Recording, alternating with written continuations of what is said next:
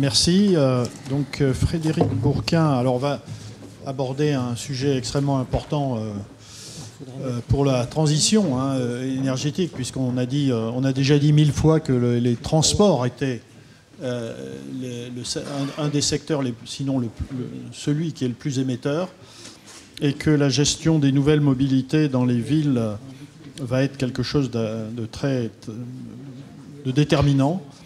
Donc Frédéric Bourquin est ingénieur général des ponts, des eaux et forêts. Il est vice-président délégué à l'innovation à l'université Gustave Eiffel. Et il va nous parler de mobilité et artères urbaines du futur. Merci. Oui, merci beaucoup. Je voudrais d'abord remercier les organisateurs qui me font l'honneur de parler dans ce lieu prestigieux de production et de partage des savoirs. Je suis vraiment très heureux d'être ici. Je voudrais également remercier mon co-auteur, Nicolas Autière, à qui je dois une grande partie de cette présentation. Alors, la mobilité, c'est le mauvais élève de la classe. On le sait, on l'a vu à de nombreuses reprises aujourd'hui. Et le point de vue que je voudrais aborder, c'est celui en fait, du partage de cet espace public, de ce bien commun, puisque la rue, c'est un espace en partage, à gérer au mieux. C'est aussi une surface importante, puisque 30% de la surface de Paris, c'est la voirie. Alors, toutes les villes ne ressemblent pas à Paris, mais il y a clairement un défi de gérer mieux, de mieux comprendre ce lieu central pour le développement du territoire.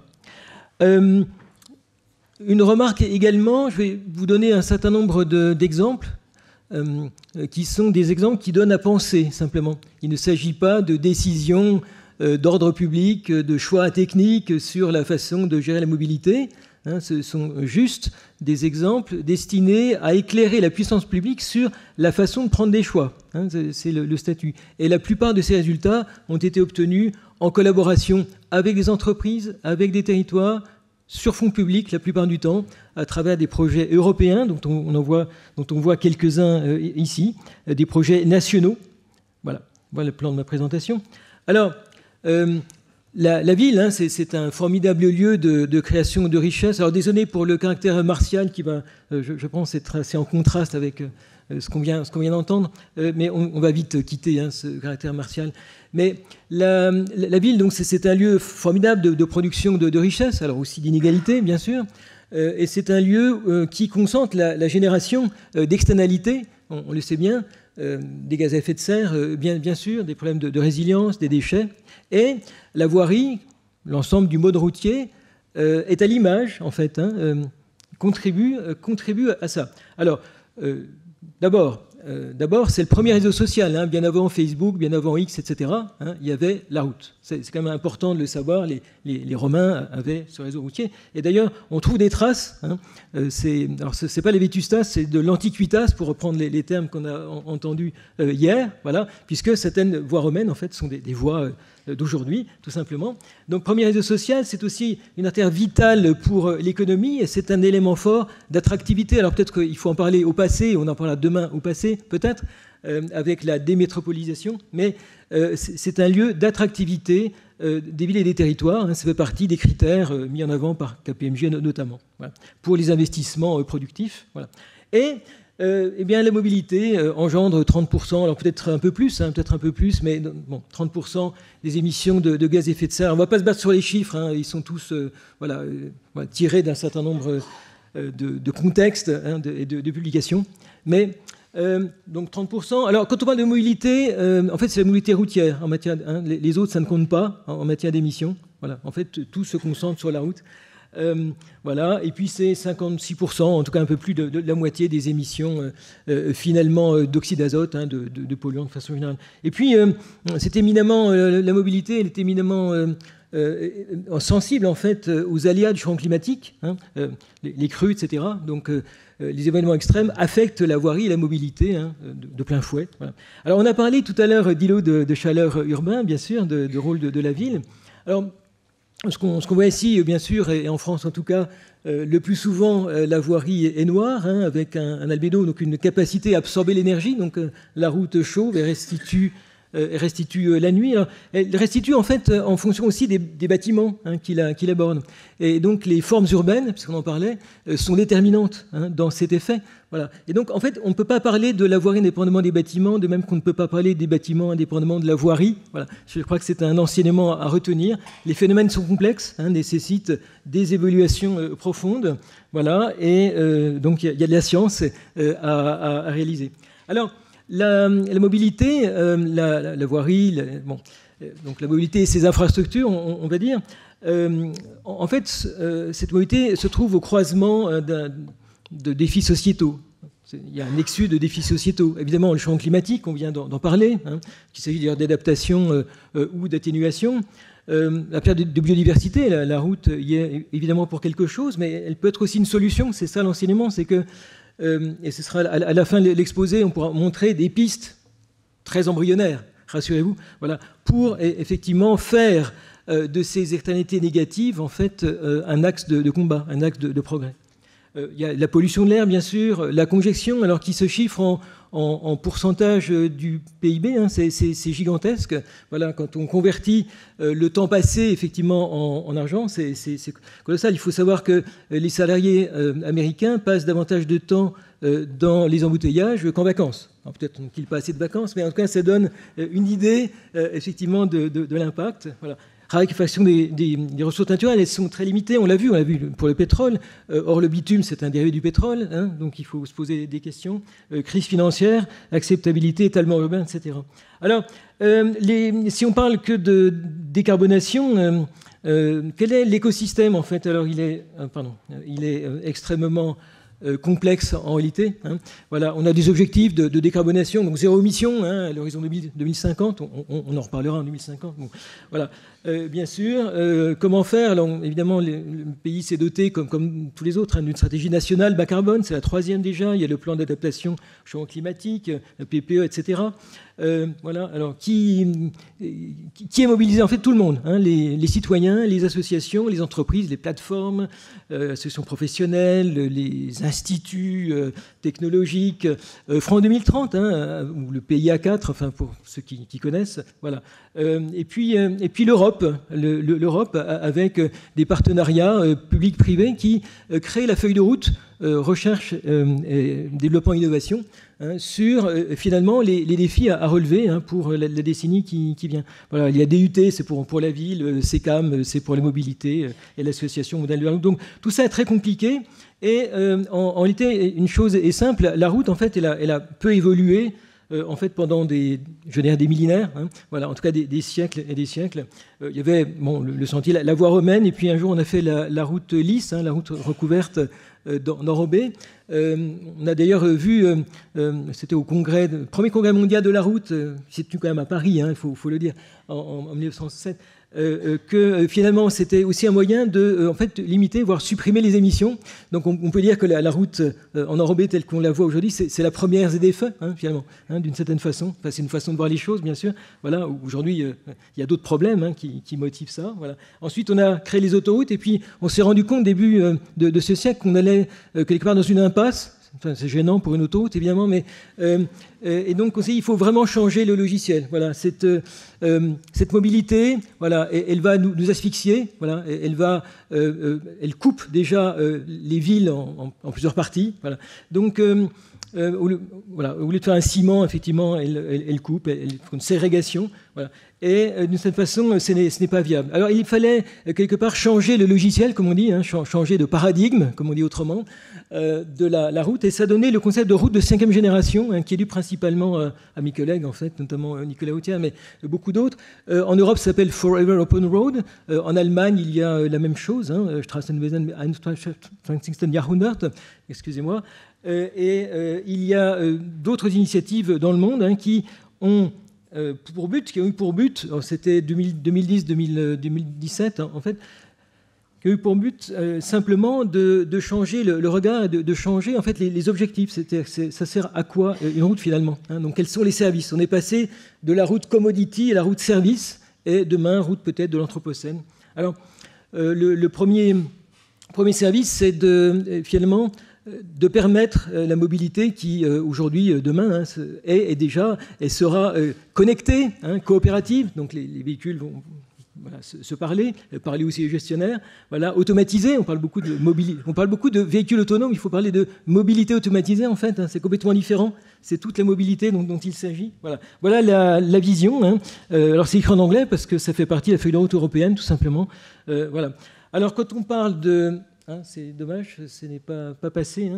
Voilà. Quand on parle d'infrastructure, en fait, il faut aussi parler d'infrastructure digitale. Il n'y a pas que le physique, il y a l'avatar ou le jumeau numérique qui est là, qui se profile, qui est absolument nécessaire. Je vais donner un exemple. Voilà. Et donc se pose immédiatement la question de la sobriété. Qu'est-ce que c'est qu'une infrastructure digitale sobre? Voilà. Et se pose donc la question du calcul sobre, des données dites d'opportunité, c'est-à-dire qu'on n'a pas besoin d'aller les capter parce qu'elles existent déjà. Voilà. Il y a de nombreux exemples, je pourrais en parler. On en parlera demain matin.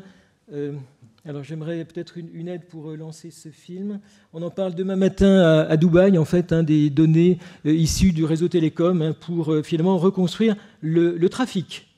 Peut-être en cliquant sur la flèche. Oui, voilà, c'est parti normalement. Oui. C'est parti. Là, je vous donne un exemple de mobilité non routière, mais il faut savoir que demain, en fait, des jumeaux numériques, des ombres numériques de la voirie, des routes, il y en aura partout, y compris en ville.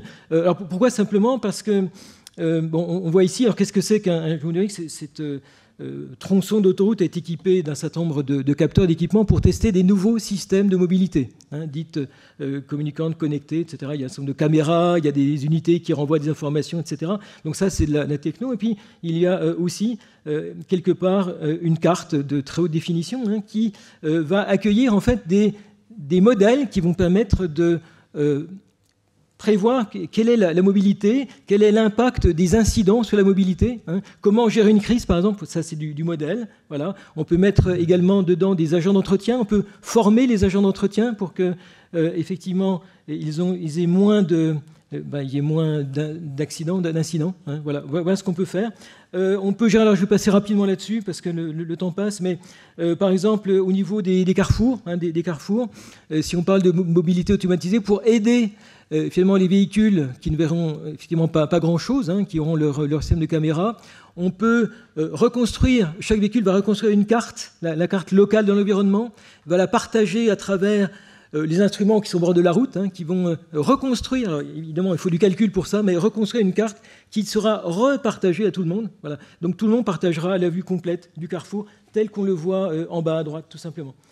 Voilà, je vais passer rapidement. Voilà. Et donc tout ça soutient l'idée d'une route massivement coopérative. Il y a je crois qu'il y a 300 millions de projets européens là-dessus pour aider à créer la doctrine. Et la question qui se pose, c'est toujours celle de la sobriété. Pardon, c'est affreux, mais c'est juste pour montrer à quel point c'est affreux.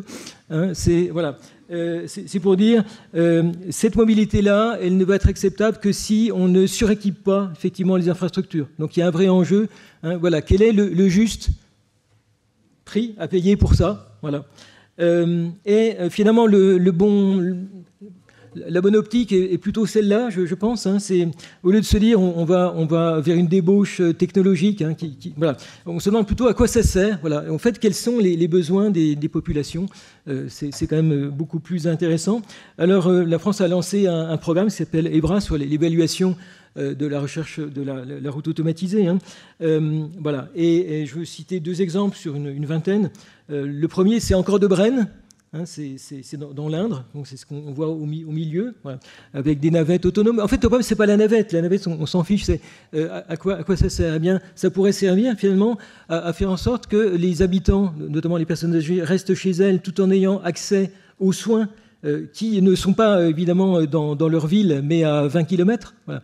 Donc ça pourrait servir à ça permet aux jeunes d'aller sur les terrains de sport. Voilà. À Sophia Antipolis, c'est un cas différent, puisque c'est une vaste zone, évidemment, avec beaucoup d'entreprises. Donc c'était comment on peut faire en sorte que les employés perdent moins de temps à marcher entre l'arrêt de bus et l'entreprise. Voilà. Est-ce qu'on peut mettre des navettes autonomes qui vont faire ça. Donc il y a eu 2 pilotes de service qui ont donné le résultat. Donc ça fonctionne, il faut travailler. Voilà. Donc, mais on est plus aujourd'hui, et en France, on verra à point normalement quelques centaines de projets comme ça, voilà, qui permettront de comprendre en fait ce qu'il faut vraiment développer.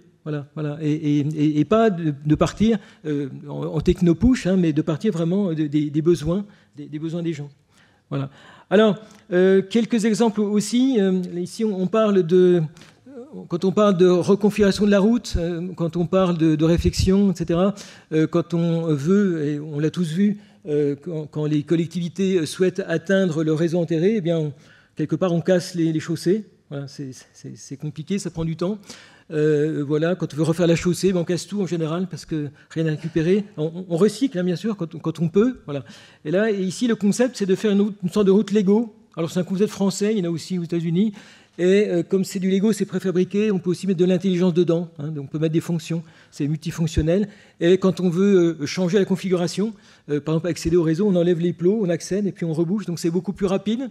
Voilà. Il y a des démonstrateurs, ce n'est pas la science-fiction, on en trouve déjà sur le territoire. Voilà. Est-ce que c'est l'avenir? J'en sais rien. Voilà. Mais ça fait partie, effectivement, des concepts qui interpellent, voilà, et peuvent effectivement donner à réfléchir sur l'usage de l'espace public. Parce que c'est ça qui est le chantier, c'est quel est effectivement l'espace public. Alors, on parlait tout à l'heure de raréfaction des ressources fossiles, d'origine fossile.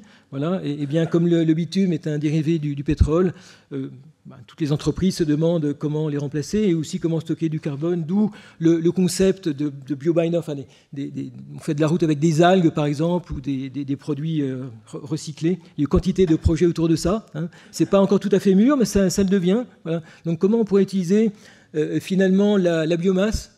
Alors c'est une biomasse locale, bien sûr. C'est-à-dire que dans les Landes, on va prendre évidemment du pain des Landes, voilà, c'est normal. Voilà. Donc il faut que ça soit local. Voilà. Et donc quelque part créer la doctrine pour faire des routes qui seront toujours évidemment des routes, parce qu'il faudra continuer, mais qui auront un impact carbone bien plus faible. Bien plus faible, ça c'est très, très important. Voilà. Alors l'électrification, transport de marchandises, ça fait couler beaucoup d'encre. Il y a énormément de travaux. C'est en question aujourd'hui. On parle beaucoup d'électrification. Alors évidemment, transport routier de marchandises, c'est une partie très, très significative des gaz à effet de serre, des émissions de gaz à effet de serre. Voilà. Donc si on veut tuer ou gommer en tout cas ces émissions, une façon peut-être, alors si on dispose d'électricité verte, évidemment, il y a un si quand même assez important, mais voilà, parce qu'il y aura de la concurrence pour ça, mais évidemment, mais c'est d'électrifier. Alors après, il y a plusieurs options. Est-ce qu'on électrifie en mettant de grosses batteries sur les camions existants? Ça fait des batteries de 15 tonnes, par exemple. Voilà, faut voir quand même. Qui prennent donc de la place. Donc ça, quelque part, il faut consommer l'énergie pour emporter l'énergie. Et puis, il faudra plus de camions. Enfin, en tout cas, on aura du mal à mettre autant de marchandises qu'avant. Donc voilà, ça c'est une option. C'est une option qui est aujourd'hui dans la feuille de route décarbonation du transport routier de marchandises. C'est tout à fait sérieux en fait. Voilà. Et puis une autre option qui est aujourd'hui à l'étude avec des projets nationaux qui sont lancés et des projets européens, qui est la recharge en roulant. Voilà. Alors, la recharge en roulant, il y a plusieurs technologies européennes concurrentes. Alors il y a effectivement mettre en gros des caténaires, recharger les camions via des caténaires, un petit peu comme des systèmes, enfin un petit peu comme des trains en fait. Voilà, c'est un peu ça. Ou alors on peut mettre un rail. Voilà, alors c'est pareil. Et puis aller palper l'énergie. Ou là on peut faire comme dans sa cuisine avec des plaques inductives. Donc il y a une méthode inductive aussi. Donc quand le camion ou la voiture passe sur une plaque, eh bien ça envoie une impulsion et donc vous rechargez petit à petit votre batterie. Voilà, ce qui permettrait. Alors, c'est pas du tout décidé, il s'agit effectivement d'options à l'étude, mais ça permettrait d'abord de créer beaucoup moins de places de parking le long des voies rapides ou des voies tout court, parce qu'il va falloir, les camions, il va falloir les recharger et donc passer du temps. Et certains axes sont quand même 20 000 camions par jour, donc 20 000 camions par jour, il faut quand même de l'espace. Voilà. Alors, donc utiliser la route comme parking, en fait, c'est aussi une façon de gérer autrement l'espace.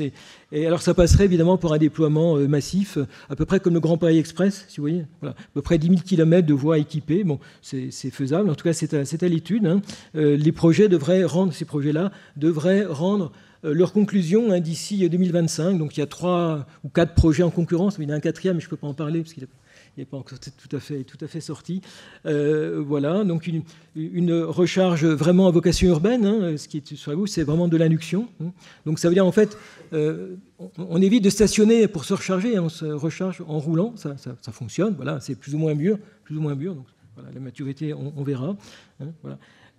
Puis vous avez donc deux technologies complètement différentes portées. Alors, c'est toujours, vous voyez, en coopération avec des entreprises qui sont prêtes à investir, qui investissent déjà là-dessus. Voilà. Donc l'intérêt est fort et c'est de l'ordre public, puisque Vinci a annoncé en fait commencer à déployer en fait des infrastructures voilà, qui vont permettre justement sur des voies rapides de se recharger. Donc on n'est pas dans la science-fiction. Voilà. Peut-être que l'avenir sera très très différent de tout ça. Voilà. Peut-être que l'avenir, sans anticiper à sa conclusion, c'est qu'il y ait plus de, c'est qu'on transporte beaucoup moins de choses. Voilà, c'est peut-être ça la bonne chose. Mais vous voyez effectivement, voilà. Alors on a parlé tout à l'heure effectivement. Alors comment utiliser la route aussi pour tout à fait autre chose, ou les parkings? Eh bien, voilà un projet qui est issu de recherche CEREMA, c'est Gustave Eiffel, et puis il y a des industriels également derrière qui ont mis en place ce procédé. Voilà, c'est la captation. Donc vous voyez, comme quoi c'est pas si simple. La captation de l'énergie solaire à travers des surfaces noires. Donc voilà, la surface est vraiment noire. Il y a un fluide qui passe en dessous, qui stocke la chaleur et qui approvisionne les bâtiments d'à côté. Alors ici, une piscine, c'est un vrai projet, voilà, à Saint-Paul-de-Léon. Voilà, ça permet de chauffer la piscine, tout simplement.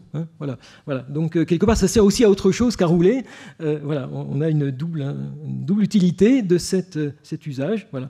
Alors, on peut aussi, il y a aussi beaucoup de projets qui fonctionnent, qui portent sur la capacité dépolluante de la chaussée.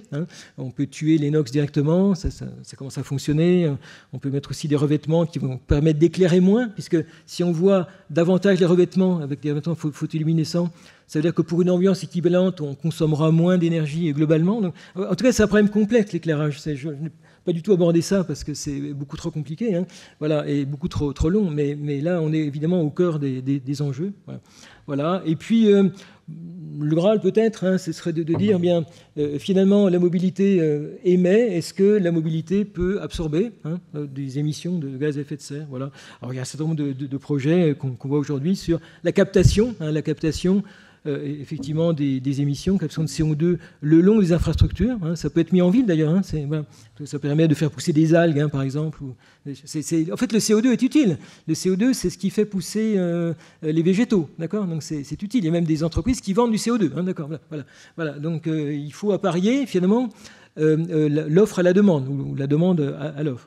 Voilà. On voit un exemple en bas à droite sur la création d'une sorte de filière qui permettrait d'exploiter la végétation à proximité des infrastructures de transport. Voilà. Et puis, alors, un point qui très bâtiment à la base, voilà, sur la recarbonatation du béton.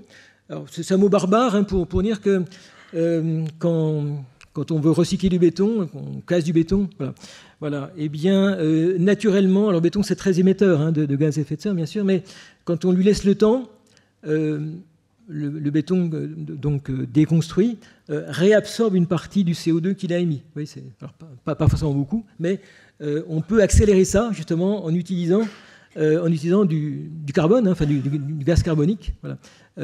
Donc du coup, il y a une sorte de cercle vertueux, c'est-à-dire qu'en fait, les émetteurs de gaz de CO2 peuvent aussi créer finalement une recarbonatation accélérée du béton, à condition qu'évidemment l'emploi de ce béton recarbonaté se fasse à proximité, évidemment, des endroits où on recarbone, parce que évidemment la logistique tue absolument tout le processus et tout le procédé. Bon, voilà un petit peu quelques idées pour avancer. Alors, je pense qu'il est temps de conclure. Enfin, en tout cas, il me semble qu'il est temps de conclure. Donc, en fait, le thème de la session, c'était dessiner demain, la ville de demain, et dessiner la mobilité de demain.